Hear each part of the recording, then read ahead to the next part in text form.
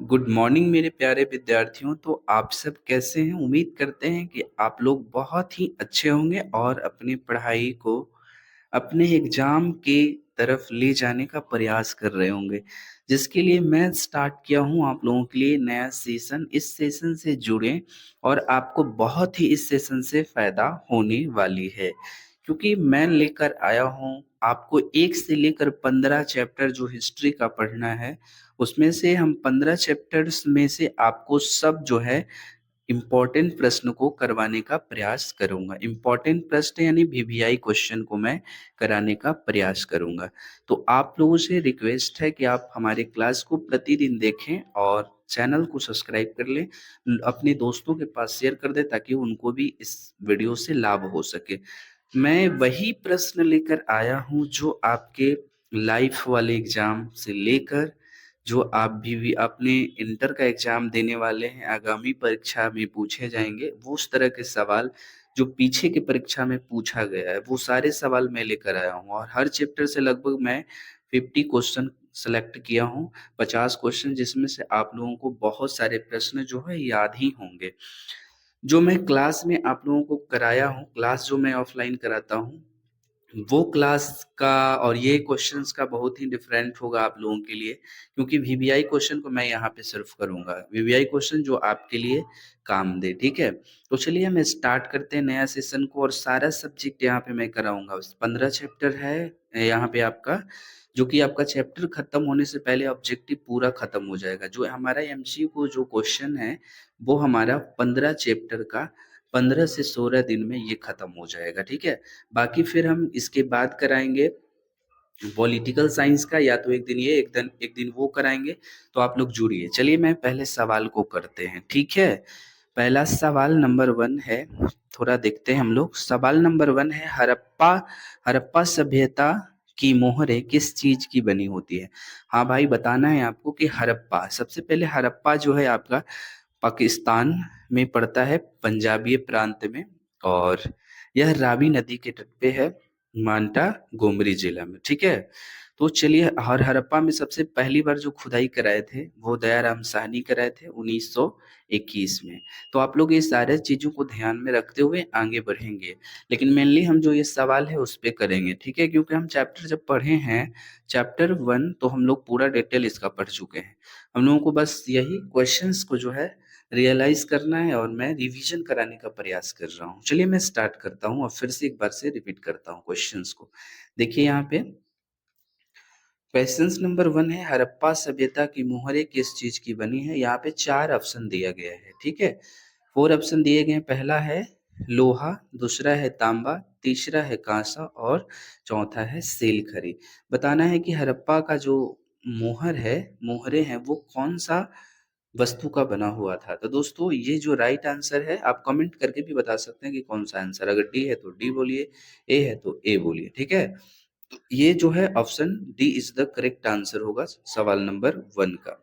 चलिए मैं हड़प्पा करता हूँ क्वेश्चन, नेक्स्ट क्वेश्चन करता हूँ। जो नेक्स्ट क्वेश्चन हमारा है, और इसके बारे में देखिए, थोड़ा सा सेल खरी के बारे में हम लोग देख लेते हैं। कि जैसे मान लेते हैं दोस्त, कि जैसे आज के ज़माने में हम लोग कहीं विदेश विदेश जाने के लिए रहता है तो वीज़ा या पासपोर्ट का हम लोग इस्तेमाल करते हैं। दूसरे देश में अगर जाना हो तो वीज़ा और पासपोर्ट का प्रयोग दूसरे देशों में जाने के लिए किया जाता है। वैसे ही हड़प्पा सभ्यता में मोहर का प्रयोग किया जाता था। किसका किया जाता था? मोहर का प्रयोग किया जाता था। तो ये सारा इम्पोर्टेंस है, और ये सबका पीडीएफ जो है आपका ग्रुप में चला जाएगा। चलिए हम प्रश्न नंबर 2 कर लेते हैं। 2 जो प्रश्न है बहुत ही इम्पोर्टेंट प्रश्न है। तो 2 दोस्तों जो प्रश्न है वो है आपका, बनवाली किस राज्य में स्थित है? बताना है आपको, कमेंट करना है बनवाली किस राज्य में स्थित है। ऑप्शन ए है हरियाणा, बी है पंजाब और सी है गुजरात, डी है महाराष्ट्र। तो बनाइए, बताइए बनावली जो है, बनावली किस राज्य में स्थित है? तो दोस्तों ये बहुत ही इंपॉर्टेंट सवाल है, और इसका जो राइट आंसर होगा option A is the correct answer होगा। ए यानी कि हरियाणा, बनावली जो है हरियाणा राज्य में स्थित है।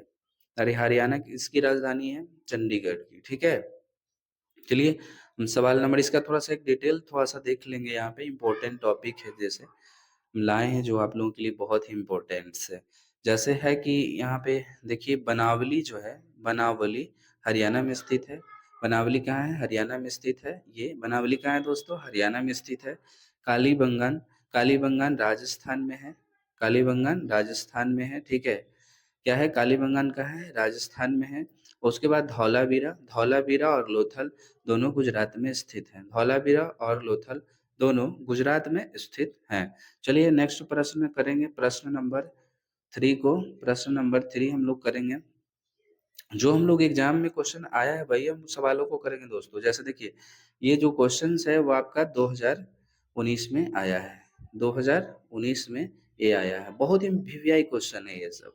मैं जो करा रहा हूँ आप लोग डेली खाली देखिएगा तो आपका एग्जाम में 100 में 100 प्रश्न लग जाएंगे, ठीक है। पहला तीसरा सवाल है, देख लीजिए यहाँ पे, लोथल किस नदी के किनारे स्थित है? ऑप्शन 1 है सिंधु, बी है ब्यास, सी है भोगवा, डी है रावी नदी। बताना है कि लोथल किस नदी के किनारे स्थित है, सवाल नंबर 3। तो दोस्तों इसका राइट आंसर हो जाएगा आपका C, option C is the correct answer. Lothal Bhogava नदी के किनारे स्थित है। लोथल भोगवा नदी के किनारे स्थित है। Option C is the correct answer. चलिए नेक्स्ट सवाल की तरफ चलेंगे। नेक्स्ट सवाल है, बहुत इंपॉर्टेंट सवाल है, सारे सवाल को अपने कॉपी में जरूर नोट करेंगे। सवाल नंबर 4 है। 4 सवाल है कि सिंधु घाटी के निवासियों को किस धातु का ज्ञान नहीं था? जो सिंधु घाटी के लोग थे, जो सिंधु सभ्यता हड़प्पा सभ्यता के जो लोग थे, उनको कौन सी धातु का ज्ञान नहीं था? ये आपको कमेंट करके ही बताना है कि कौन सा धातु का ज्ञान वहां के लोगों को नहीं था। धातु होगा लेकिन उनका ज्ञान नहीं था, नॉलेज नहीं था। ठीक है, सवाल नंबर 4 का। तो सवाल नंबर 4 का राइट आंसर जो होगा दोस्तों क्या होगा, जल्दी कमेंट करें। ऑप्शन है ए सोना, बी चांदी, सी लोहा, डी तांबा। बताइए कौन सा राइट आंसर होगा ये 4 ऑप्शन में। तो दोस्तों इसका right answer option C is the correct answer. C यानी कि लोहा वहां की वस्तु है। लोहा वस्तु मिली थी भी, लेकिन वहां के लोगों को ज्ञान नहीं था, नॉलेज नहीं था कि लोहा जो है क्या होता है। ठीक है, तो ये दो पूछा गया है दोस्तों। 2014 में आया है, 19 में आया है, 21 में आया है। यानी 3 साल पूछा है। और इस बार जरूर पूछेगा, फिर अगले बार भी पूछेगा, जरूर पूछेगा। आप लोग इस क्वेश्चन को कॉपी में जरूर नोट करें, मेहनत करें, क्योंकि यही आगे चल के आपको यूपीएससी और बीपीएससी के एग्जाम में हेल्पफुल होने वाली है। क्वेश्चन, सारा क्वेश्चन। सवाल नंबर करेंगे हम दोस्त, थोड़ा सा इसके बारे में डिटेल हम लाए हैं, देखिए आप लोग। डिटेल ये है कि हड़प्पा वासियों को लोहा का जानकारी बिल्कुल नहीं था। लोहा की सबसे पहले जानकारी वैदिक सभ्यता के लोगों में हुई थी। यानी कि हड़प्पा सभ्यता के लोगों को लोहा की जानकारी नहीं था, लेकिन वैदिक सभ्यता के लोग जो थे उनको लोहा की जानकारी था। ये इंपॉर्टेंट है, ये सारे आप कॉपी में आप लिख सकते हैं। ठीक है दोस्तों, चलिए मेरे प्यारे प्यारे मित्र, क्वेश्चन नंबर हम लोग अब करेंगे। क्वेश्चन नंबर करेंगे, नेक्स्ट क्वेश्चन है 5। 5 नंबर क्वेश्चन है, जो देख लीजिए कितना बार क्वेश्चन एग्जाम में पूछा है। इतना मस्त कराएंगे ना कि आप भी अपना सोचिएगा कि हाँ सर अच्छा करा रहे हैं। ठीक है, जो ऑफलाइन में नहीं कराते हैं वो सारा क्वेश्चन है, और वीवीआई क्वेश्चन है जो हर बार आता है एग्जाम में। जैसे देखिए ये 2010 में भी आया है, 14 में भी आया है, 18 में भी आया, 19 में भी आया और 21 में भी आया। कितना बार क्वेश्चन जो है रिपीट किया है। क्वेश्चन है, हड़प्पा सभ्यता किस युग की सभ्यता है? ठीक है, हड़प्पा सभ्यता किस युग की सभ्यता है? तो ऑप्शन 1 है, ऑप्शन 1 ए है पूर्व पाषाण युग, बी है नव पाषाण युग, सी है कांस्य युग और डी है लौह युग। तो बताइए 5 नंबर सवाल का राइट आंसर क्या होगा? तो दोस्तों यह कांस्य युग था। C option is the correct answer. चलिए सवाल नंबर 6 करेंगे। 6 सवाल नंबर बीवीआई क्वेश्चन है। सवाल नंबर 6 ये है दोस्त कि हड़प्पा संस्कृति आधारित थी किस पे? यानी हड़प्पा के जो वहाँ का संस्कृति था किस पे आधारित है? व्यापार पे, कृषि पे, पशुपालन पे, शिकार पे। ऐसा तो देखिए व्यापार भी वहाँ होता था, कृषि भी होती थी वहाँ, पशुपालन भी लोग करते थे, शिकार भी लोग करते थे। लेकिन हड़प्पा संस्कृति मुख्य रूप से किस पे आधारित थी, वो चीजें हमको बताना है यहाँ पे सवाल नंबर 6 का। तो सवाल नंबर 6 का राइट आंसर व्यापार होगा दोस्त। Option is the correct answer, व्यापार, बिजनेस। चलिए हम नेक्स्ट सवाल करेंगे। जैसे कि व्यापार में मुख्य रूप से थोड़ा सा एक देख लेते हैं यहाँ पे सवाल का। जैसे बोला जा रहा है कि वैसे हड़प्पा सभ्यता में सारी चीज़ें होती थी। जब हम बताएँ ना कि सभी होती थी। जैसे व्यापार, कृषि, पशुपालन, शिकार इत्यादि, लेकिन ज़्यादातर व्यापार होती थी। ओके? ज़्यादातर क्या होती थी दोस्त, मेरे प्यारे दोस्तों, ज़्यादातर जो होता था व्यापार होता था। सब कुछ होता था, पशुपालन भी लोग करते थे, बकरी पालन भी करते थे, ठीक है? और एक सींग वाला गैंडा, ये बहुत सारी चीज़ें, मतलब गाय भी, बकरी भी, घोड़ा भी, घोड़ा का साक्ष्य कोटद्वार से मिला था, वो भी। और ज़्यादातर यहाँ पे व्यापार होता था, गेहूँ और जौ और कोई भी बाहरी वस्तु को आयात और निर्यात ज़्यादा होता था। इसीलिए हम यहाँ इसको कहते हैं व्यापार आंसर, ठीक है? सवाल नंबर नेक्स्ट करेंगे। नेक्स्ट सवाल है 7 नंबर क्वेश्चन। 7 नंबर क्वेश्चन ये है दोस्त कि क्वेश्चन है कि हड़प्पा जो है, हड़प्पा सभ्यता के लोग उपासना करते थे। उपासना यानी जानते हैं ना, याद किसको करते थे? पूजा पाठ किसको करते थे? मतलब उपासना करना यानी याद करना लोगों को। तो दोस्तों ये जो ऑप्शन है, पहला है विष्णु की, वरुण की, मातृ देवी की, या मातृ देवी होता है दोस्तों, मातृ देवी कर लेंगे हम लोग, मातृ देवी नहीं। तो या इंद्र की, तो आप लोग बता सकते हैं इसका राइट आंसर क्या होगा। तो दोस्तों ये इंपॉर्टेंस है, बीबीआई है या मैंने कराया है, ये option C is the correct answer, मातृ देवी की। चलिए आगे नेक्स्ट करेंगे और नेक्स्ट क्वेश्चन है 8 नंबर, बहुत इंपॉर्टेंट सवाल है। 8 सवाल ये है कि हड़प्पा सभ्यता का स्वरूप क्या है? हड़प्पा सभ्यता का स्वरूप क्या है? तो ऑप्शन ए है ग्रामीण, ऑप्शन बी शहरी, ऑप्शन सी भोजन संग्रहालय सभ्यता, ऑप्शन डी या कबीलाई सभ्यता। ग्रामीण सभ्यता थी या शहरी सभ्यता थी या भोजन संग्राहक सभ्यता थी या कबीलाई सभ्यता थी। ऑप्शन जल्दी से आप लोग दे सकते हैं आंसर, इसका राइट आंसर क्या होगा? दोस्तों यह शहरी सभ्यता थी। ग्रामीण भी थी, लेकिन शहरी सभ्यता का साक्ष्य ज्यादा प्रमाण मिला था, इसलिए option B is the correct answer. शहरी सभ्यता नहीं दिख रहा था, थोड़ा सा हम हटा देते हैं यहाँ पे, और यह जो है शहरी सभ्यता इज द राइट आंसर आपका सवाल नंबर 8 का है। चलिए सवाल नंबर करेंगे 9। 9 भी सवाल है जो इम्पोर्टेंट, जो एग्जाम में आया भाई मैं लाया हूँ क्वेश्चन आप लोगों के लिए। तो ये सवाल है 9, हड़प्पा सभ्यता का सबसे बड़ा नगर कौन था? ये 2012 में, 17 में, 20 में, 21 में पूछा गया है। तो ऑप्शन ए है हड़प्पा, बी है मोहनजोदड़ो, सी है कालीबंगान, डी है लोथल। कौन सा राइट आंसर होगा? आप जल्दी से इसका जवाब दे सकते हैं सवाल नंबर 9 का। तो सवाल नंबर 9 है, हड़प्पा सभ्यता का सबसे बड़ा नगर कौन है? तो दोस्तों जल्दी से कमेंट कीजिए 9 सवाल नंबर का। तो ये दो दोस्तों आपका ऑप्शन है, B is the correct answer है, मोहनजोदड़ो। मोहनजोदड़ो दोस्तों, मोहनजोदड़ो का अर्थ होता है मृतकों का टीला, मृतकों का टीला, या इसको सिंध के बाग के नाम से भी जाना जाता है। सवाल नंबर 10 करेंगे हम लोग, सिंध के बाग के, जैसे देख लीजिए, एक मिनट थोड़ा सा यहाँ पे हम लोग देख लेंगे, क्योंकि जो पढ़ेंगे वो क्लियर पढ़ लें हम लोग, ठीक है? दोस्तों जैसे मोहनजोदड़ो हो गया, इसका मतलब होता है मृतकों का टीला, ठीक है? मृतकों का टीला कहीं कहीं आता है मोहनजोदड़ो का शाब्दिक अर्थ, तो मृतकों का टीला। अगर पूछ दे मोहनजोदड़ो का और किस नाम से जाना जाता है, तो सिंध का बाग, ऑप्शन के अनुसार हम लोग टिक कर लेंगे। मोहनजोदड़ो में जो है 1922 में आर डी बनर्जी, जिसको हम लोग राखाल दास बनर्जी कहते हैं, उन्होंने खुदाई कराया था। उन्हें खुदाई के दौरान बहुत सारे वस्तुएं प्राप्त हुई थी, ठीक है? चलिए हम स्टार्ट करते हैं क्वेश्चन नंबर 10। क्वेश्चन नंबर 10 है दोस्तों, हड़प्पा सभ्यता की सर्वप्रथम खोज की थी। ये 2000 आपका 21 में पूछा गया सवाल है। ये हड़प्पा सभ्यता की सर्वप्रथम खोज कौन किया था? अलेक्जेंडर, दयाराम साहनी, कॉर्नवालिस या मैक्स मूलर? तो आप जल्दी से जवाब दे सकते हैं सवाल नंबर 10 का आंसर कौन सा होगा। तो दोस्तों ये जो ऑप्शन होगा, B is the right answer, आपका ऑप्शन बी है। आप लोग सब लोगों से रिक्वेस्ट है कि प्लीज क्वेश्चंस को जरूर एक प्यारा सा कॉपी छोटा बना लें, उसमें लिखें और मुझे क्लास में ज़रूर दिखाएँ, याद करके सुनाएँ, ठीक है? चलिए सवाल नंबर हम लोग करेंगे 11। इसमें थोड़ा-सा हम डिटेल लाए हैं, देख लीजिए यहाँ पे। यहाँ पे है कि हड़प्पा सभ्यता की खोज सबसे पहले दयाराम साहनी ने किया था, 1921 में किया था। कब किया था बाबू? 1921 में मेरे सोना। और मोहनजोदड़ो, मोहनजोदड़ो जो है, मोहनजोदड़ो के को खोज सबसे पहले रखाल रखलदास बनर्जी रखालदास बनर्जी ने 1922 में किया था। अभी मैंने लिखवाया था, ये इंपॉर्टेंस है।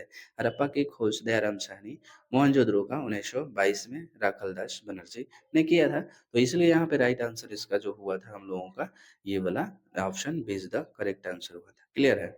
चलिए हम चलते हैं सवाल नंबर 11 पे। 11 सवाल नंबर बहुत इंपॉर्टेंट सवाल है, और ये जो सवाल है एग्जाम में कितने बार आया है वो आप देख सकते हैं। 2016 में, 2018 में, 2020 में, 2021 में आया है।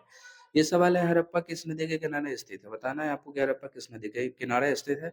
और ये वीवीआई सवाल है, क्योंकि ये सवाल जो आपको आता है एग्जाम में हर बार आता है, और इजी भी है, आप लोग तुरंत जवाब दे सकते हैं कमेंट में। ठीक है, तो ये ऑप्शन है सिंधु, ब्यास या सतलज या रावी। तो दोस्तों ये जो है रावी नदी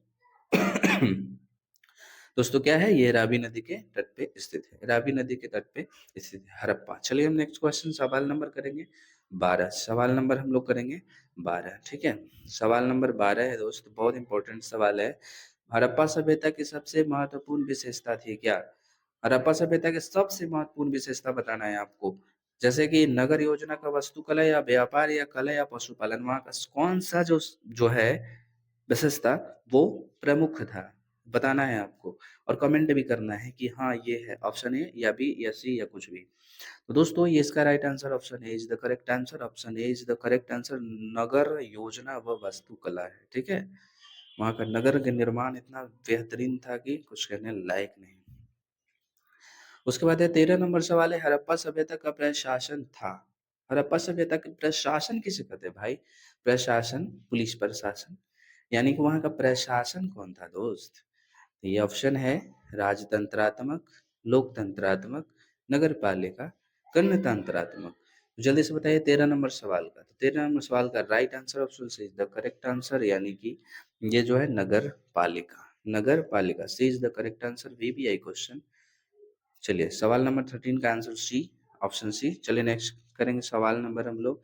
यहाँ पे थोड़ा सा डिटेल में भी है, थोड़ा सा डिटेल हम लोग भी जान लेंगे इसका, कि जो है हड़प्पा सभ्यता नगरीय शहरी सभ्यता थी, दोनों सभ्यता है, यानी कि नगरीय और शहरी दोनों। नगर का भी वहां पे साक्ष्य मिला था, शहर की जगह टाइप का बना हुआ वस्तु या जगह का साक्ष्य मिला था। वही वैदिक सभ्यता ग्रामीण सभ्यता थी। वैदिक सभ्यता क्या है? ग्रामीण सभ्यता। ये भी याद रखना, वीबीआई क्वेश्चन। सवाल नंबर करेंगे 14। 14 सवाल है, हड़प्पा सभ्यता के पतन के क्या कारण थे? हड़प्पा सभ्यता के पतन के कारण बताना है दोस्तों। पतन का कारण क्या है थे वहां का? ऑप्शन है विदेशी आक्रमण, बी प्राकृतिक कारण, या मानवीय कारण, उपयुक्त में से सभी। देखिए दोस्तों, इस तरह का अगर आंसर रहे तो हमेशा लगभग लगभग में डी ऑप्शन सही होता है। तो विदेशी आक्रमण भी हुआ था वहां, लूटपाट सब ले गया, प्राकृतिक कारण भी था, मानवीय कारण भी था, उपयुक्त में से सभी, यानी option D is the correct answer. सवाल नंबर 14 का 15 करेंगे। 15 सवाल नंबर है, बहुत इंपॉर्टेंट सवाल है, बहुत इंपॉर्टेंट, इतना कि कहने लायक नहीं दोस्त मेरे सोना। देखिए, हड़प्पा सभ्यता के स्थल से स्त्री के गर्भ से पौधा निकला दिखाई दिया था। बताना है कि स्त्री के गर्भ से पौधा निकला हड़प्पा में दिखाई दिया था, वो जगह का नाम बताना है। ठीक है, option A Balochistan, Mohenjodaro, C Harappa, D Alamgirpur. 15 नंबर सवाल का राइट आंसर आप लोगों को बताना है, और ये ऑप्शन जो है आपका राइट आंसर सी, हड़प्पा से दिखा था। कहाँ से दिखा था? हड़प्पा से, यानी कि 15 नंबर सवाल का आंसर है C is the correct answer. वे भी है क्वेश्चन, थोड़ा सा इंपॉर्टेंट देख लेंगे इसका। ठीक है, थोड़ा सा इंपॉर्टेंट देखेंगे दोस्त मेरे। जैसे कि बोला जा रहा है कि सिंधु घाटी सभ्यता को हड़प्पा संस्कृति भी कहा जाता है। सिंधु घाटी को हम लोग क्या कहते हैं? हड़प्पा संस्कृति भी कहते हैं। हड़प्पा की संस्कृति सिंधु घाटी ही है। ठीक है, और दोस्तों दूसरा सभ्यता है जो ये 2600 से 1900 ईसा पूर्व तक चली थी। यह सभ्यता 2600 से कितना, 1900 ईसा पूर्व तक चली थी। एक 2500 से 1750 देता है। ठीक है, लेकिन वही होता है करेक्ट, ये भी सही है। ठीक है, चलिए सवाल नंबर हम लोग करेंगे 16 नंबर सवाल। 16 नंबर सवाल है दोस्तों, 16 नंबर सवाल है, सिंधु घाटी सभ्यता के स्थलों में सर्वप्रथम किस स्थल का उत्खनन हुआ था? सिंधु घाटी सभ्यता के स्थलों में सर्वपहले, यानी सबसे पहले किसका उत्खनन हुआ था, ये बताना है। ऑप्शन ए है हड़प्पा, मोहनजोदड़ो, धौलावीरा या लोथल। जल्दी से आप इसको बताइए, कमेंट कीजिए 16 नंबर सवाल का। तो दोस्तों इसका राइट आंसर ए होगा। तो दोस्तों आज क्या लगते हैं ए बी करके ऐसे। चलिए हम सवाल नंबर कर लेते हैं 17 को। ठीक है, ज़्यादा समय नहीं लेंगे, और प्रश्न स्टार्ट करेंगे। 17 सवाल है, सिंधु सभ्यता में गोदी पारा का प्रमाण कहाँ से मिला था? जैसा कि मैं किताब ऑफलाइन में आप लोगों को पढ़ाया था, सिंधु सभ्यता में गोदी पारा का प्रमाण कहाँ से मिला था, गोदी पारा का मतलब क्या होता है, वो सब हम बताए थे। गोदी पारा का मतलब होता है डाक यार्ड। क्या होता है? डाक यार्ड। डाक यार्ड पोस्ट, जो कि कोई वस्तु इधर से उधर ले जाना हो, वही होता है। ठीक है, तो सिंधु सभ्यता में गोदी पारा का प्रमाण कहाँ से मिला? क्वेश्चन नंबर 17 है, आप लोग कमेंट कर सकते हैं। लोथल से, कालीबंगा से, राखीगढ़ी से या बनमाली से? बनमाली से। तो बताइए जल्दी। तो दोस्तों इसका जो राइट आंसर होगा option A is the correct answer होगा, लोथल। लोथल होगा। चलिए हम सवाल नंबर नेक्स्ट करेंगे। 17 के बाद 18 नंबर सवाल है, बहुत ही वीवीआई सवाल है, ये सारे एग्जाम में पूछे जाने वाले सवाल हैं। सवाल नंबर 17 है, किस किस सिंधु स्थल से सूती कपड़े के साक्ष्य मिले हैं? Option A Kalibangan, B Rangpur, C सूतकोट जीडोर, उसके बाद मोहनजोदड़ो। सूती वस्त्र का साक्ष्य कहाँ से मिला है जी? कोई सूती कपड़ा हम लोग पहनते हैं कॉटन का, उसका साक्ष्य कहाँ से मिला है? तो जल्दी से इसका जवाब दे सकते हैं आप लोग, कमेंट कर सकते हैं। तो दोस्तों इसका जो राइट आंसर होगा मोहनजोदड़ो से होगा। Option D is the correct answer. सूती कपड़ा का शास्त्र जो है साक्ष्य मोहनजोदड़ो से मिला है। ठीक है, चलिए सवाल नंबर हम नेक्स्ट 18 करेंगे। 18 नंबर सवाल जो बहुत ही इम्पोर्टेंट सवाल होने वाला है। 18 नंबर जो सवाल है दोस्तों, मोहनजोदड़ो का उत्खनन किया था, यानी मोहनजोदड़ो का उत्खनन कौन किया था, ये बताना है। ऑप्शन है Dayaram Sahni, John Marshall, are D Banerjee, R S विशिष्ट। ये 2018 में भी आया है, 20 में भी आया है, 21 में भी आया है, 21 के सेकंड में भी आया है, इसलिए यहाँ पे लिखा हुआ है। ठीक है, तो सारे सवाल इम्पोर्टेंट्स हैं दोस्त। तो चलिए ये बताइए कौन सा सही है, मोहनजोदड़ो का उत्खनन मतलब किसने किया था? तो 19 नंबर सवाल का right answer option C is the correct answer है, आर डी बनर्जी, यानी राखाल दास बनर्जी। राखाल दास बनर्जी होता है, इन्होंने जो है मोहनजोदड़ो में खुदाई जो है 1922 में कराया था। कब कराया था? 1922 में। ये भी प्रश्न है इंपॉर्टेंट, रिवाइज करने के लिए मैं ये सारी चीज़ें करा रहा हूँ। ठीक है, क्योंकि आप लोगों का एग्जाम में ज़रूर ये सब सारे सवाल आपको देखने को मिलेंगे। ठीक है, तो मोहनजोदड़ो का उत्खनन कराया था आर डी बनर्जी, राखाल दास बनर्जी, और ये 1922 में कराए थे। और दोस्तों हम कल आपको बताए थे कि मोहनजोदड़ो का जो अर्थ होता है, मोहनजोदड़ो का अर्थ क्या होता है, शाब्दिक अर्थ कमेंट कीजिए। ये होता है मृतकों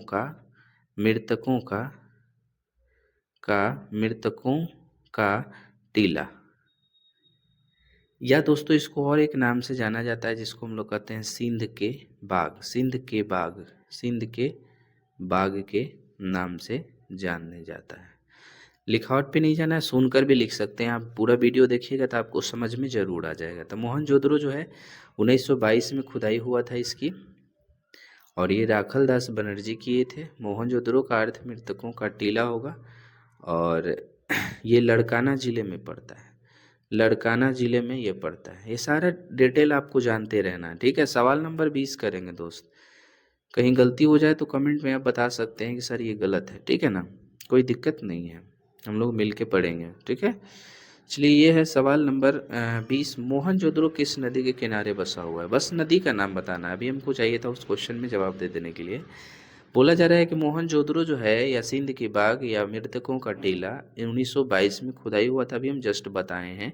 तो कौन सी नदी के तट पे मोहनजोदड़ो है? सिंधु नदी, रावी नदी, झेलम नदी, चिनाब नदी? क्वेश्चन नंबर 20 है, इसका राइट आंसर बताइए आप लोग।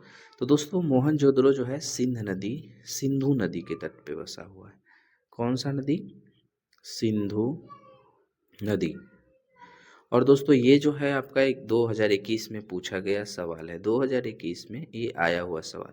सब मैं वीवीआई क्वेश्चन ही करा रहा हूँ। ठीक है, कहीं आप लोगों को जाने की दिक्कत नहीं है, आप आराम से इस पे पढ़ सकते हैं, कोई दिक्कत नहीं है। ठीक है, चलिए नेक्स्ट सवाल करेंगे। सवाल नंबर 21 है, 20 के बाद 21 सवाल है, बहुत ही इंपॉर्टेंट सवाल है दोस्त। ये सवाल है आपका कि मोहनजोदड़ो किस भाषा का शब्द है? मोहनजोदड़ो किस भाषा का शब्द है? 2000 कब पूछा गया है? देख लीजिए 2020 में ये आया है। हिंदी, सिंधी, उर्दू या फारसी? ऑप्शन ए में है हिंदी, बी में है सिंधी, सी में है उर्दू और डी में है फारसी। तो ये जल्दी से क्वेश्चन का जवाब दे सकते हैं दोस्तों 21 नंबर का। तो B is the correct answer Sindhi. Sindhi भाषा का शब्द है मोहनजोदड़ो। सिंधी सिंधी ये सिंधु नदी पे है, सिंधी भाषा का शब्द है, सिंधी लोग वहाँ पे ज़्यादा रहते हैं। चलिए हम सवाल नंबर 22 करेंगे। बहुत इंपॉर्टेंट सवाल मैं करा रहा हूँ आप लोगों के लिए। सवाल नंबर 22 आपको देखने को मिले, लोथल कहाँ स्थित है? लोथल कहाँ स्थित है? ऑप्शन देख लीजिएगा सबसे पहले दोस्तों। ये 2016 में पूछा गया है, 18 में भी पूछा गया है, 21 में भी पूछा गया है और इस बार के एग्जाम में भी आप देखिए 2025 में भी आया होगा, और नहीं तो अब 2026 में तय है कि आएगा ही आएगा। ठीक है, तो आप लोगों को बताना है गुजरात में, पश्चिम बंगाल में, राजस्थान या पंजाब। लोथल कहाँ स्थित है? जल्दी से कमेंट करके आप बता सकते हैं, नहीं तो मैं तो बताने वाला ही हूँ। तो जो दोस्तों 22 नंबर गुजरात में, लोथल जो है गुजरात में है। कहाँ है? गुजरात में। गुजरात की राजधानी गांधीनगर। सवाल नंबर 23 चलेंगे। 23 बहुत इंपॉर्टेंट सवाल है दोस्तों, देखिएगा सवाल को। प्राचीन इतिहास का निर्माण किया गया। प्राचीन इतिहास का निर्माण किस आधार पे किया गया ये बताना है। जो हम लोग पढ़ते हैं प्राचीन इतिहास, उसका जो निर्माण किस आधार पे किया गया ये बताना है आपको। ऑप्शन ए में है आपका, देख लीजिए, साहित्य साहित्य स्रोतों के आधार पर, विदेशियों, बी में है विदेशी यात्रियों के विवरण के आधार पर, सी में पुरातात्विक अवशेषों के आधार पर, डी में उपयुक्त में से सभी। तो 23 नंबर सवाल का राइट आंसर जल्दी से बताइए। तो दोस्तों ये सभी होगा। पुरातात्विक अवशेष जो हमारा हड़प्पा में बहुत सारे ऐसे खुदाई के दौरान जो है पुरातत्वविदों को वस्तु प्राप्त हुए, जैसे मोहनजोदड़ो में जो खुदाई की आर डी बनर्जी, राखालदास बनर्जी, हड़प्पा में किए दयाराम साहनी, हड़प्पा में दयाराम साहनी 1921 में और वो 1922 में किए। तो उनको न कुछ वस्तुएं मिली, मुख्य रूप से 1398 मोहरे मोहनजोदड़ो में भी मिला था, हड़प्पा में भी, हड़प्पाई में दयाराम साहनी को मोहर ही प्राप्त हुए। तो ये सारा पुरातत्वविद है। और C14 भी हड़प्पा का काल, ये सारा चीज़ निर्धारित किया गया था, यानी कि साहित्य स्रोत से भी और विदेशी यात्रियों, जैसे भारत में सिकंदर आया और भारत के वास्को डी गामा आया जो भारत की खोज किया। भारत की खोज किया 1498 में। 1498 में कौन किया था? Vasco D gamma. भारत की खोज किया था 1498 में। 1498 में कौन किया था? वास्को डी गामा किया था। Vasco D gamma, Vasco D gamma, ये भारत का खोज किया था। सबसे पहला स्थान कालीकट खोजा था। बहुत इंपॉर्टेंट है दोस्त ये। तो उपयुक्त सभी में इतिहास का वर्णन है, सभी से इतिहास बना है, प्राचीन इतिहास। चलिए सवाल नंबर 24 के बाद 25 करेंगे, जो देख लीजिए इंपॉर्टेंट है, एग्जाम में आया हुआ सवाल है। बोला जा रहा है कि कालीबंगान भारत के किस राज्य में स्थित है? कालीबंगान भारत के किस राज्य में स्थित है? कालीबंगान। तो ये जो है आपका हरियाणा, पंजाब, राजस्थान या गुजरात। जल्दी से कमेंट करके आप बता सकते हैं कि कौन सा राइट आंसर होगा। तो दोस्तों इसका राइट आंसर होगा राजस्थान। कालीबंगान राजस्थान में है। चूड़ी का गोला। नेक्स्ट है क्वेश्चन नंबर 25 है दोस्त। गंदे पानी को निकासी की समुचित व्यवस्था सर्वप्रथम किस सभ्यता में देखने को मिली? कौन से सभ्यता में जो है गंदे पानी जो है गाँवों से निकाल कर बाहर, मतलब नदी में नाला के माध्यम से बाहर जाता था? कौन से सभ्यता में देखने को मिला था? सिंधु घाटी की सभ्यता, बी मिश्रित सभ्यता, सी रोमन सभ्यता और डी चीन की सभ्यता। जल्दी से कमेंट करके आप बता सकते हैं। तो दोस्तों इसका जो राइट आंसर होगा 25 नंबर सवाल का right answer option A is the correct answer. Option A is the correct answer. Sindhu घाटी सभ्यता से नलियों का साक्ष्य, गंदे पानी बाहर निकाले जाते थे, उसका साक्ष्य प्राप्त हुआ था, सिंधु घाटी सभ्यता। चलिए सवाल नंबर हम नेक्स्ट करेंगे इसका। चलिए सवाल नंबर हम लोग 26 करेंगे दोस्त। देख लीजिए 26 बहुत ही इम्पोर्टेंट सवाल है, आप लोग जरूर से देखें। 25 नंबर ये हो गया है क्योंकि इसमें जो है आपका नेक्स्ट सवाल चलेंगे 26 नंबर सवाल। 26 नंबर सवाल ये है दोस्त कि कालीबंगान किस नदी के किनारे अवस्थित था? बताना है कि कालीबंगान किस नदी के किनारे अवस्थित था।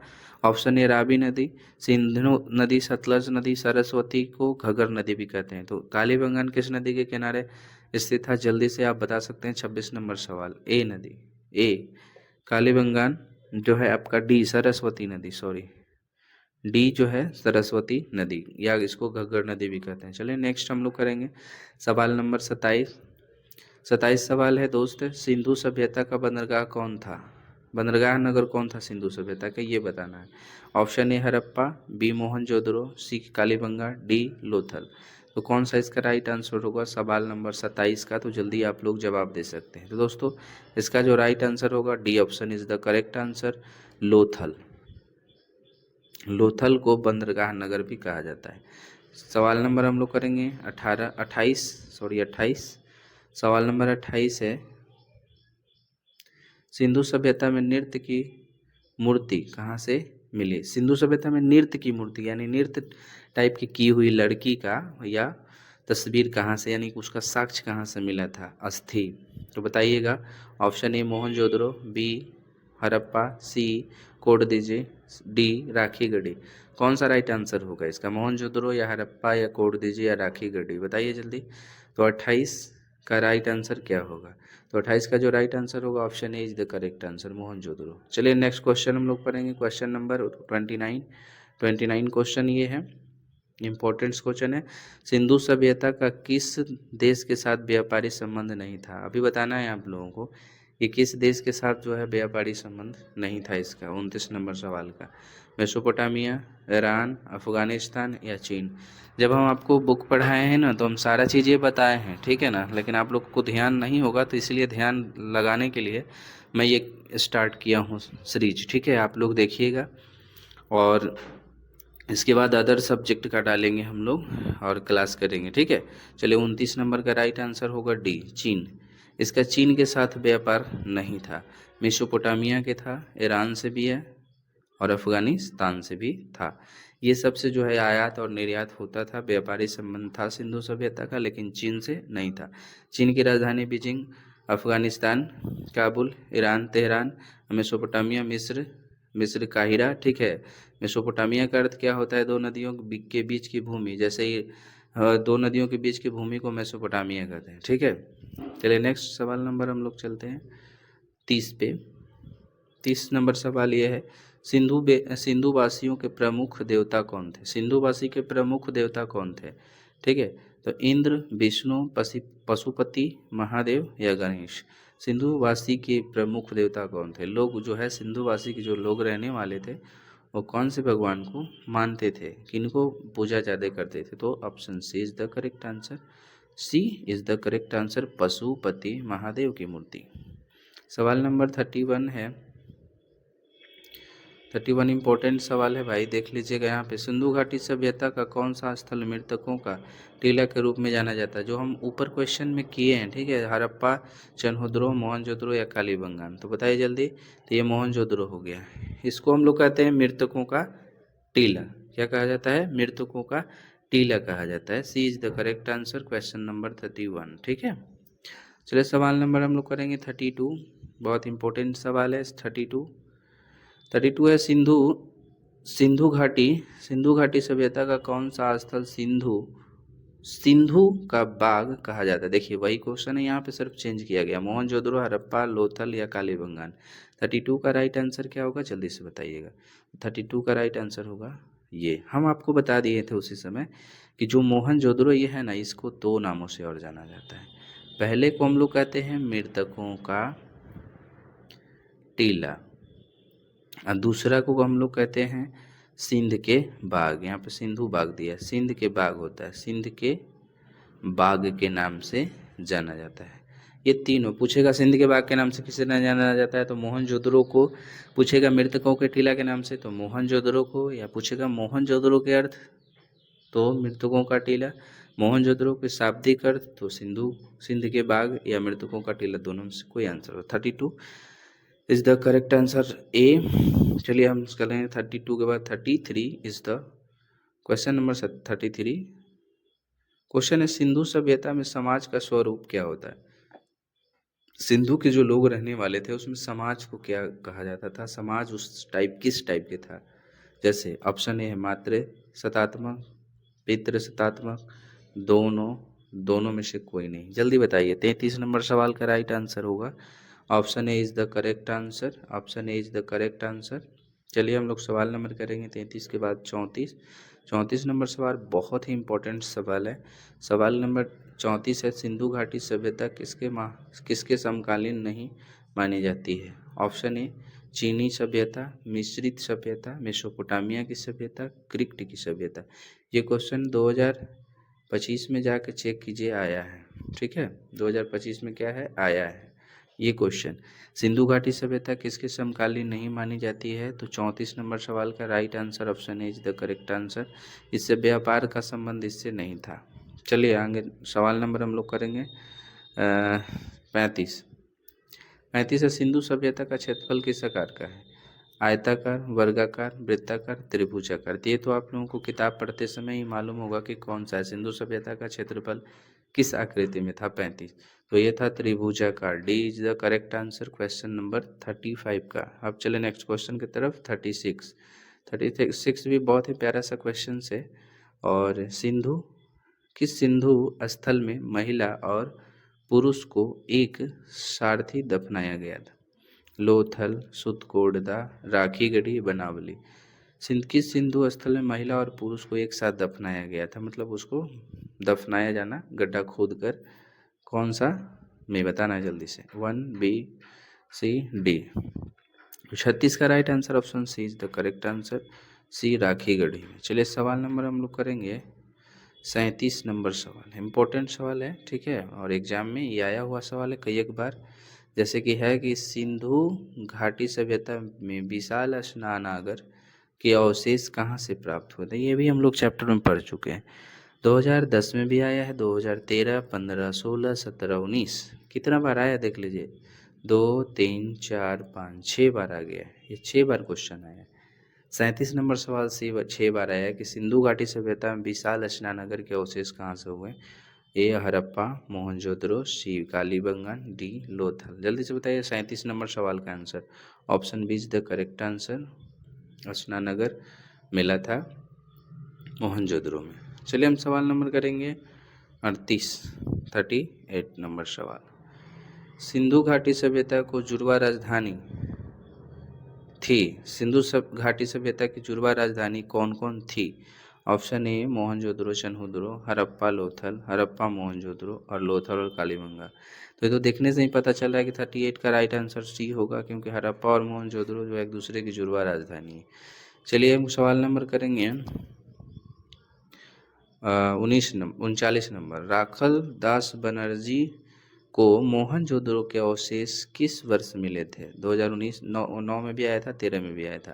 तो ये भी बताइए कि राखल दास बनर्जी, जिनको हम लोग RD बनर्जी कहते हैं शॉर्ट में, RD बनर्जी, ठीक है, इनको जो है मोहनजोदड़ो की खुदाई इन्होंने कब किया था? Option A 1920, option B 1921, option C 1922, option D 1923। तो C is the correct answer, इन्होंने 1922 में खुदाई कराया था। ठीक है, 39 नंबर सवाल का। चलिए राइट आंसर हो गया इसमें। अब उसके बाद 40 करेंगे। ये भी क्वेश्चन आता है, बहुत बार आता है और एग्जाम में पूछता भी है। हल से जोते है, यहाँ पे गलत है, यहाँ पे हल टाइपिंग के समय दिक्कत हो गया। हल से जोते खेत के साक्ष्य कहाँ से मिले थे, ये बताना है। हल से जोते खेत के साक्ष्य कहाँ से मिले हैं? 2020 में आया था, कालीबंगान, रंगपुर, लोथल या रोपर से। रोपन इसको कह सकते हैं। तो 40 नंबर सवाल का right answer option A is the correct answer, Kalibangan से। हल से जोते खेत का साक्ष्य कहाँ से मिला था? Option A is the correct answer, Kalibangan. चलिए हम लोग नेक्स्ट सवाल नंबर करेंगे। सवाल नंबर करेंगे 41 सॉरी। पशुपति महादेव की मुहर में निम्न में से कौन सा जानवर नहीं पाया गया था? ऑप्शन ए हाथी, बी बाघ, सी शेर, डी भैंस। जल्दी से बताइए 46 नंबर क्वेश्चन का। तो इसका राइट आंसर शेर नहीं पाया गया था पशुपति के सिक्का में। चलिए नेक्स्ट सवाल नंबर हम लोग करेंगे 42। सवाल नंबर 42 है, किस स्थान से शतरंज की तरह खेल का प्रमाण प्राप्त हुआ? हड़प्पा, कालीबंगान, मोहनजोदड़ो या लोथल। जल्दी से बताइए कि कहाँ से शतरंज खेल का प्रमाण मिला था। जल्दी से, ऑप्शन 4 को है, ऑप्शन में आप जवाब भी दे सकते हैं। 42 का राइट आंसर कौन सा होगा? तो D is the correct answer, D आपका सही है। चलिए हम लोग करेंगे 43। 43 है, राय बहादुर दयाराम साहनी ने कहाँ उत्खनन कराया था? मोहनजोदड़ो, हड़प्पा, लोथल या कालीबंगान? जल्दी से बताइए कहाँ कराया था इन्होंने। हड़प्पा। राय बहादुर दयाराम साहनी हड़प्पा में खुदाई कराए थे। कहाँ? हड़प्पा में। आंसर होगा हड़प्पा। ठीक है, ये वाला option B is the correct answer. 43 का option B is the correct answer. 44 चलेंगे। 44 है, मोहनजोदड़ो की खोज 1922 में किसने किया था? क्वेश्चन पलट पलट के है। दयाराम साहनी, राखल दास बनर्जी, माधव से रंगनाथ राव। मोहनजोदड़ो की खोज राखल दास बनर्जी किया था। B is the correct answer. B question is the correct answer. Question number 45 चलेंगे। 45 है, पुरातत्व के अंतर्गत निम्न में से कौन नहीं है? साहित्य, सिक्का, अभिलेख या भग्र विशेष? तो जल्दी से बताइए, साहित्य, सिक्के, अभिलेख या भग्र विशेष पुरातत्व के अंतर्गत निम्न में से कौन नहीं है? कौन धरती के अंदर से प्राप्त नहीं किया गया पुरातत्व के द्वारा? ये इसमें से आपको जल्दी से जवाब देकर बताना है, कमेंट करना है। तो ये राइट आंसर होगा इसका साहित्य, क्योंकि ये किताब के माध्यम से होती है। ये इज द करेक्ट आंसर। 45 के बाद 46 चलेंगे। क्वेश्चन नंबर 46 है। 46 में मोहनजोदड़ो का शाब्दिक मतलब क्या होता है? मृतकों का टीला। ये हम बता दिए, ये हम आप लोगों को बता दिए थे बार बार पीछे ही। ठीक है, चलिए हम लोग क्वेश्चन नंबर करेंगे 47। 47 है, भारतीय पुरातत्व का पिता किसे कहा जाता है? 2021 में है। Lord Curzon, Alexander Cunningham, Dayaram Sahni, Lord Dalhousie. जल्दी से बताइए कि पुरातत्व का पिता किसे कहा जाता है? पुरातत्व का मतलब क्या होता है, ये भी आपको पता होना चाहिए। धरती के अंदर से निकाली गई वस्तु जो बहुत ही पुराना है, और उसे पता लगाने के लिए हम लोग C14 का इस्तेमाल करते हैं। C14 और C12 एक होता है। जो C12 किसी भी व्यक्ति जो मरता है ना, तो C12 स्थिर रहता है, 14 विनाश होते चला जाता है। ठीक है, तो C14 के माध्यम से किसी वस्तु, कोई भी वस्तु अगर पुराना वस्तु मिला ना अंदर से, तो उसको जांच करने की प्रक्रिया को पुरातत्व कहते हैं। ये ईसवी आयु निर्धारित करता है। तो पुरातत्व हो गया। पुरातत्व यानी कोई ऐसा व्यक्ति जो अंदर धरती के अंदर से खुदाई करवा कर कोई वस्तु निकाले हो, वो भी आप बोल सकते हैं। तो भारतीय पुरातत्व का पिता अलेक्जेंडर कनिंघम को कहा जाता है। Option B is the correct answer. Option B is the correct answer सवाल नंबर 47 का। आप चलेंगे नेक्स्ट सवाल, सवाल नंबर 48 का। 48 सवाल है, हड़प्पा का उत्खनन किया था कौन? John Marshall, are D Banerjee, Dayaram Sahni, S R Rao. जल्दी से बताइए।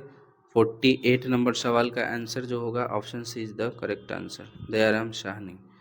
49 49 क्वेश्चन है, बहुत इंपॉर्टेंट क्वेश्चन है। देखिए, भारतीय पुरातत्व सर्वेक्षण विभाग के पहले डायरेक्टर जनरल कौन थे? A Cunningham, John Marshall, R M Wheeler, Rakhal Das Banerjee. जल्दी से बताइए कि भारतीय पुरातत्व सर्वेक्षण विभाग के पहले डायरेक्टर किनको माना गया था? पहले संपादक कौन थे? जल्दी से क्वेश्चन दीजिए, इसका मतलब आंसर दीजिए आप लोग। तो 49 का एक कनिंघम, कनिंघम बोल सकते हैं इनको, सिर्फ कनिंघम भी बोल सकते हैं। Question number 50। तो 50 क्वेश्चन है, हड़प्पा सभ्यता में अगिन कुंड कहाँ से पाई गई थी? अगिन कुंड कहाँ से मिला था हड़प्पा में? कालीबंगान, लोथल, रोपर, इनमें से कोई नहीं। 50 का right answer option A is the correct answer. Option A is the correct answer होगा।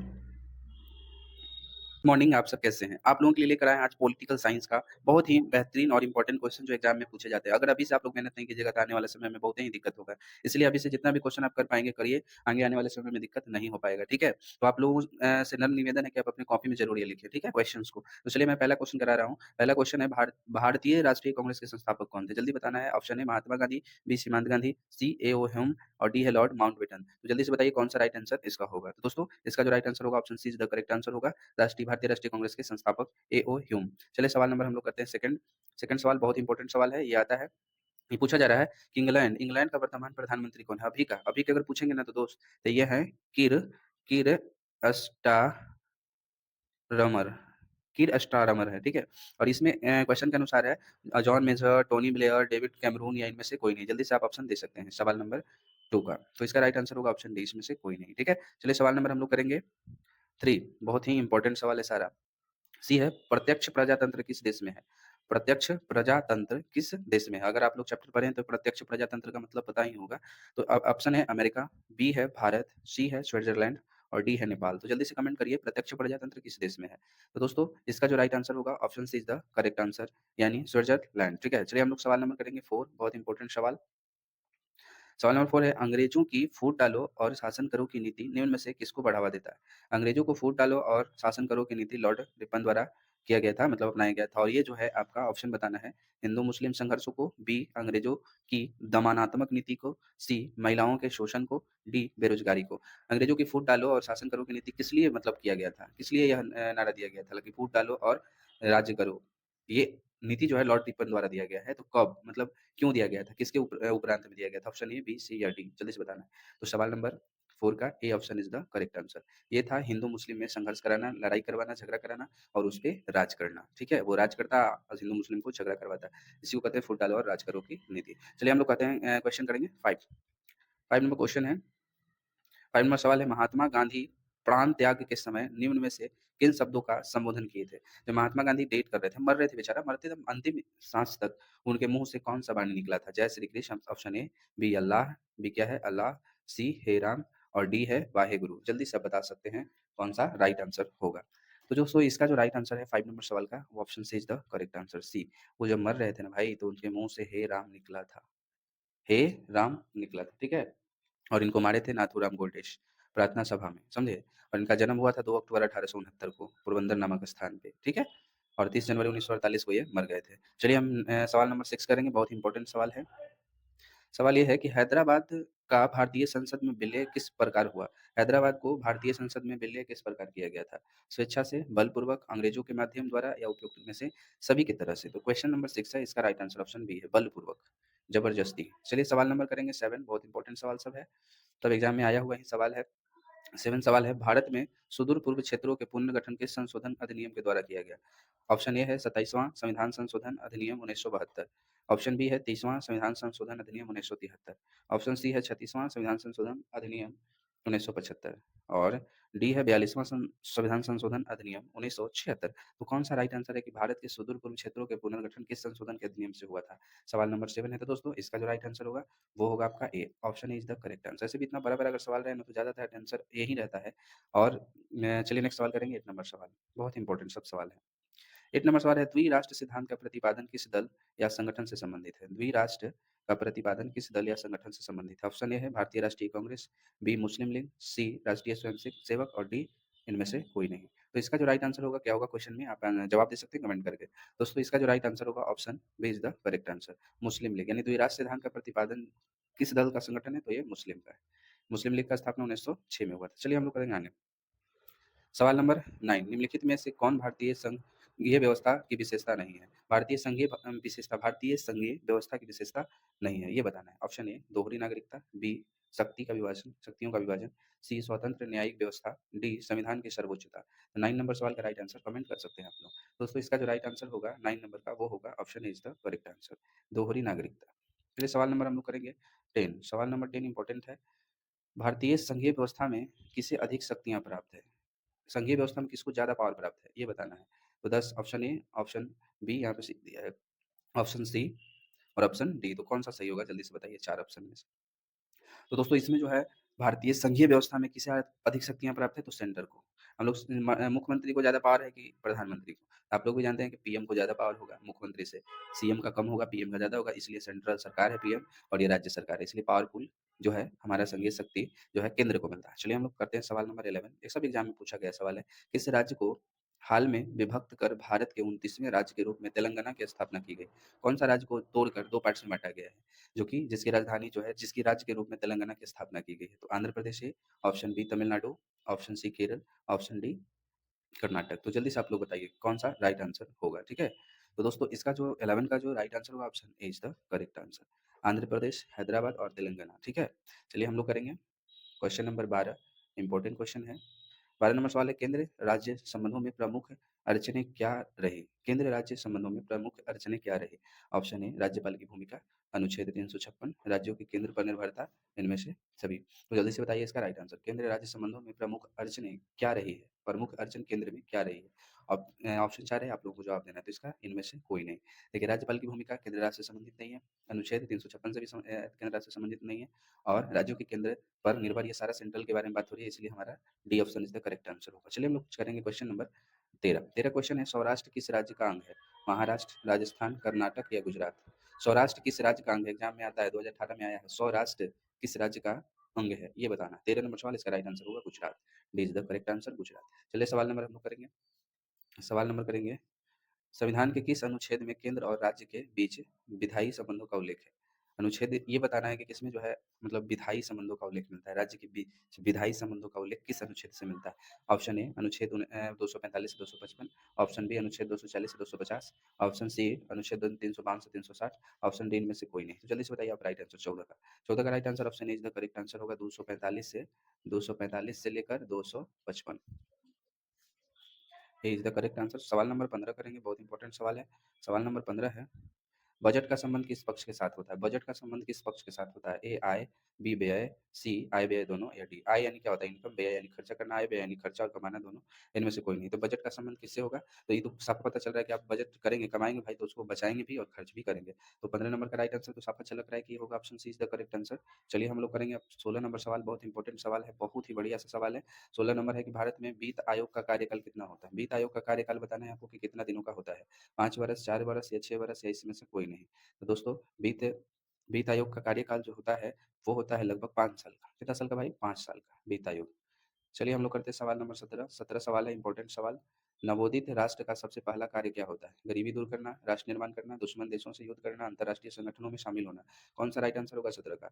सबसे पहले नवोदित राष्ट्र का मतलब होता है राष्ट्र का निर्माण करना। Option B is the correct answer. राष्ट्र निर्माण होगा तभी नवोदित राष्ट्र होगा। राष्ट्र निर्माण करने के लिए आपको चाहिए अच्छा स्कूल, अच्छा पढ़े लिखे लोग, अच्छा कोर्ट, अच्छा थाना प्रशासन, पुलिस या सामाजिक जो भी है हमारा, कहीं जो सार्वजनिक चीजें हो जिसमें सबका अधिकार हो, वो राष्ट्र निर्माण के कार्य में आता है। नवोदित राष्ट्र राष्ट्र निर्माण का कार्य है। चलिए सवाल नंबर 17 करेंगे।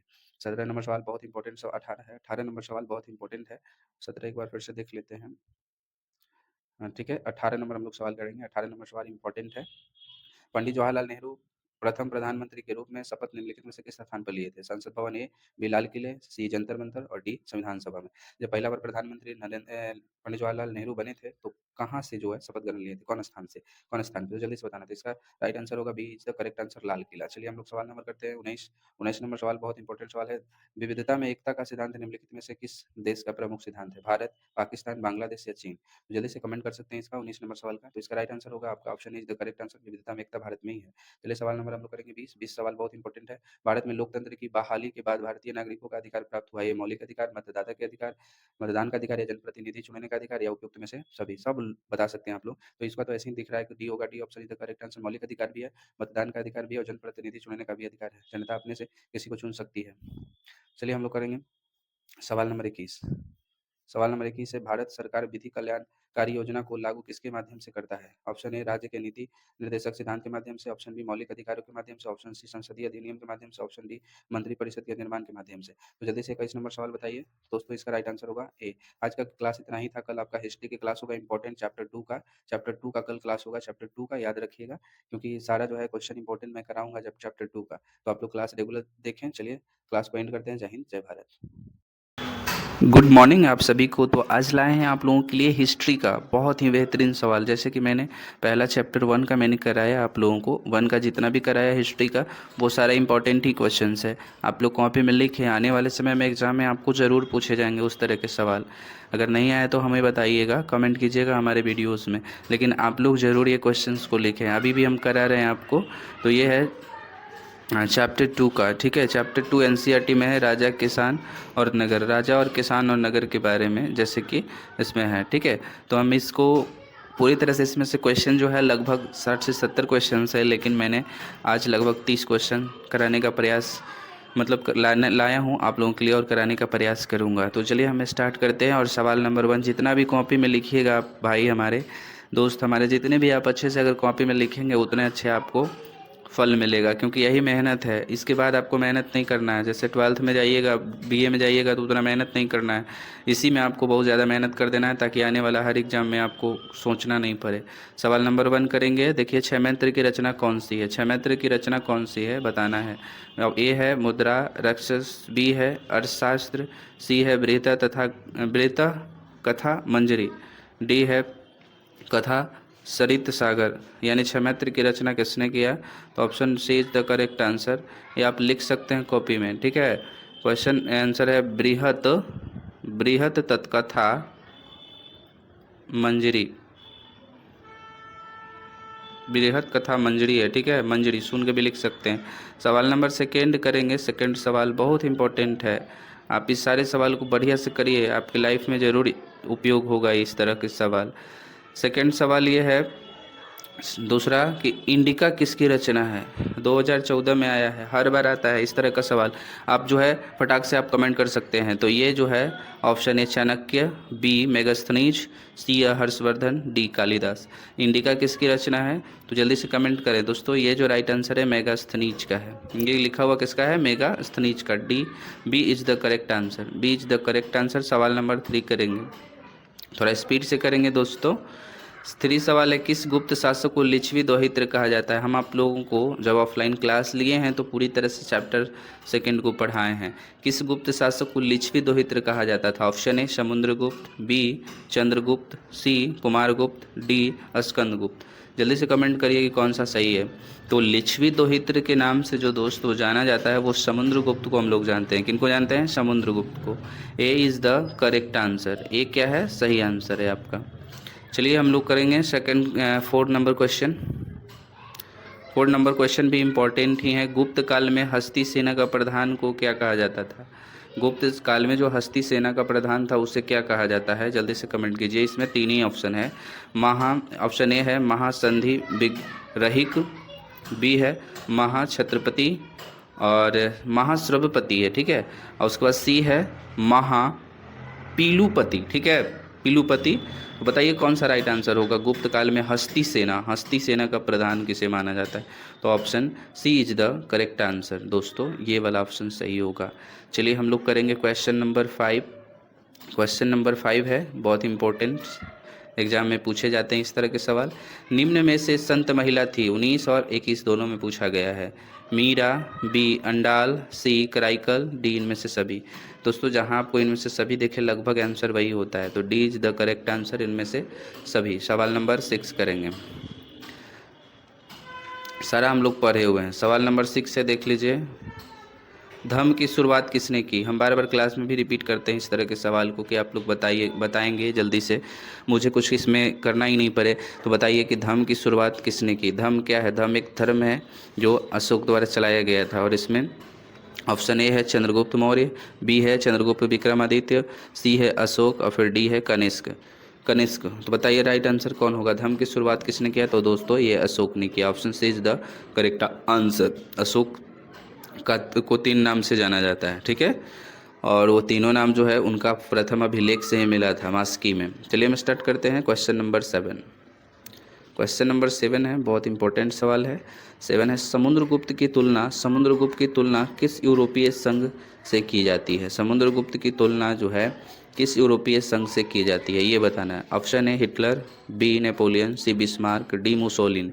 कौन सा राइट आंसर होगा 7 नंबर का? तो दोस्तों इसका right answer option B is the correct answer होगा। बी सही आंसर होगा, नेपोलियन होगा। समुद्रगुप्त के नाम से नेपोलियन को जाना जाता है। किसको जाना जाता है? नेपोलियन को। यह यूरोप के शासक है, यूरोपीय शासक के भी नाम से जाना जाता है इसको। सवाल नंबर 8 करेंगे, बहुत इंपॉर्टेंट सवाल है। 8 नंबर सवाल ये है, मौर्य वंश का संस्थापक कौन था? चंद्रगुप्त मौर्य, बी बिंदुसार, सी अशोक, डी कुणाल। तो बताइए 8 नंबर सवाल का राइट आंसर क्या होगा? तो इसका जो राइट आंसर होगा दोस्त वो होगा option A is the correct answer. Question number 8 का। क्वेश्चन नंबर 8 का चंद्रगुप्त मौर्य, मौर्य वंश का संस्थापक चंद्रगुप्त मौर्य। चलिए हम लोग करेंगे क्वेश्चन नंबर 9। क्वेश्चन नंबर 9 है, चंद्रगुप्त की मृत्यु कहाँ हुई? Option A Pataliputra, B Takshashila, C Shravana Belagola, D Ujjayini.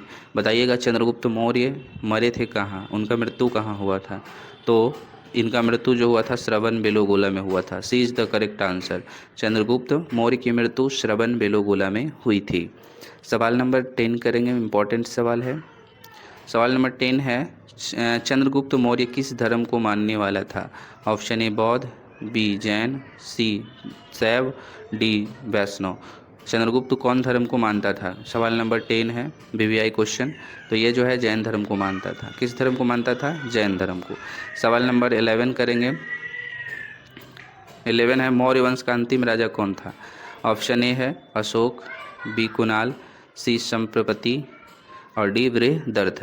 तो मौर्य वंश का अंतिम राजा का नाम बताना है। 11 नंबर क्वेश्चन है। अंतिम राजा जो था मौर्य वंश का वो बृहदर्थ था। ठीक है, D is the correct answer.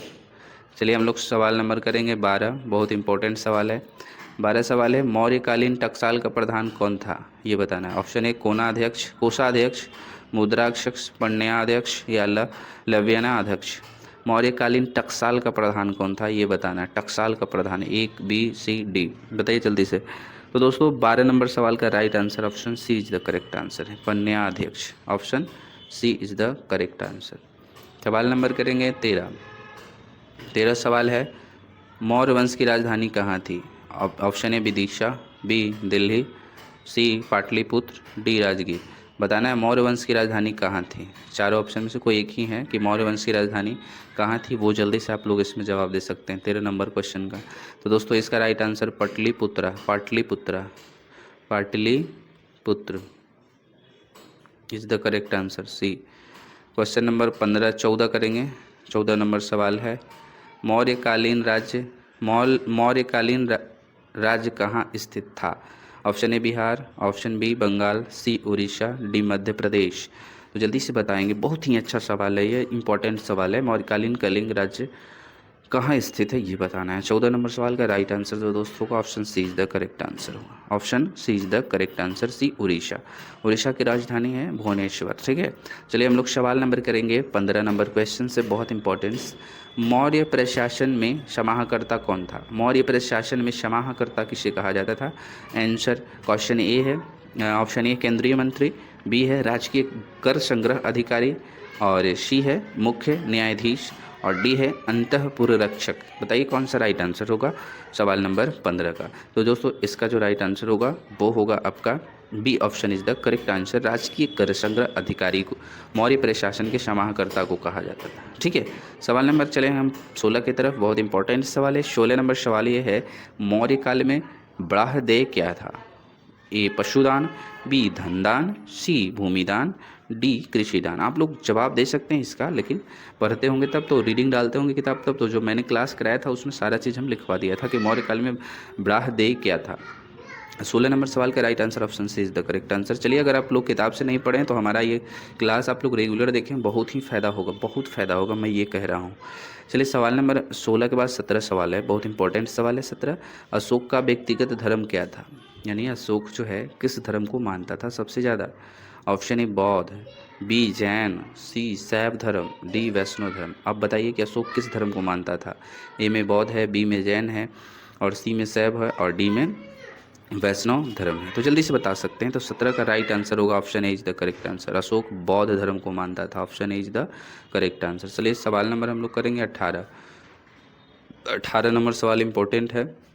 Ashok ने महेंद्र और संघमित्रा को धर्म प्रचारक के लिए किस देश में भेजा था? अशोक जापान में, मिस्र में, बर्मा में, या सिंहलू द्वीप श्रीलंका में।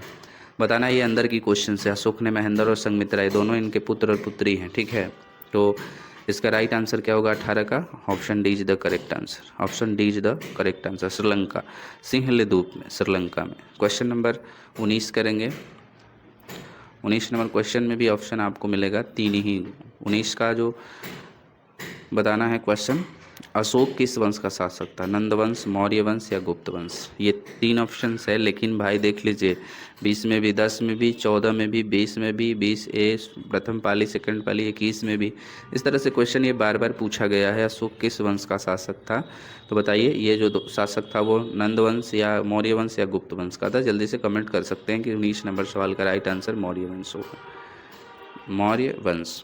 सवाल नंबर हम लोग करेंगे 20 नंबर सवाल ये है, अशोक कौन से बौद्ध भिक्षु के प्रभाव में आकर बौद्ध धर्म का समर्थक बन गए थे? ए उपगुप्त, बी उपाली, सी राधागुप्त और डी नागसेन। तो इसका राइट आंसर बताइए 20 नंबर सवाल। किसके वश में आकर जो है अशोक जी ने अपना अस्तित्व को खोकर बौद्ध धर्म को मानना और बौद्ध धर्म के प्रचारक बन गए थे, समर्थक बन गए थे? तो 20 नंबर का सवाल का आंसर होगा उपगुप्त। उपगुप्त, ए इज़ द करेक्ट आंसर 20 का। 21 नंबर सवाल करेंगे। 21 नंबर सवाल है, राजगीर को नगर वधु का नाम था, किसने दिया था? माधवी, अम्बपाली, तीस रचिता या सालवती? बताइए जल्दी। तो दोस्तों 21 नंबर सवाल का right answer D is the correct answer होगा। चलिए 22 नंबर सवाल करेंगे। 22 नंबर सवाल है, किसने लिखा वास्तविक सुकर्म वह है जिसे प्रजा सुखी तथा प्रसन्न हो? मेगास्थनीज, ऑप्शन बी चंद्रगुप्त, सी बिंदुसार और डी कौटिल्य। तो इसका राइट आंसर 22 का क्या होगा दोस्तों? 22 का राइट आंसर जो होगा आपका option D is the correct answer. Option D is the correct answer. सवाल नंबर हम लोग करेंगे 23। 23 नंबर सवाल है, चंद्रगुप्त मौर्य के काल में कलिंग की राजधानी कहाँ थी? Option A Taxila, B Ujjaini, Toshali या पाटलिपुत्र। कलिंग की राजधानी जो है चंद्रगुप्त मौर्य के शासनकाल में कलिंग की राजधानी कहाँ थी? जल्दी से आप लोग बता सकते हैं। तो इसका राइट आंसर 23 का राइट आंसर हो जाएगा option C is the correct answer, Toshali. 24 करेंगे। 24 सवाल है, आर्यभट्ट कहाँ का वासी था? मालवा, कश्मीर, तक्षशिला या पटना? तो ये तो आप लोग किए हैं, पटना के आर्यभट्ट वासी थे। चलिए सवाल नंबर हम लोग करेंगे 25 नंबर सवाल है, द्वितीय नगरीकरण के नगरों को क्या कहा जाता है? ऑप्शन ए ताम्रयुगनी नगर, कांस्ययुगनी नगर, लौहयुगनी नगर या इनमें से कोई भी नहीं। यानी ताम्रयुगनी यानी जिस समय तांबा ज़्यादा प्रचलित था, कांस्ययुगनी जिस समय कांसा ज़्यादा प्रचलित था, लौहयुगनी लोहे के ज़्यादा प्रचारक, लोहे की एथी ज़्यादा खोजकर्ता मिला।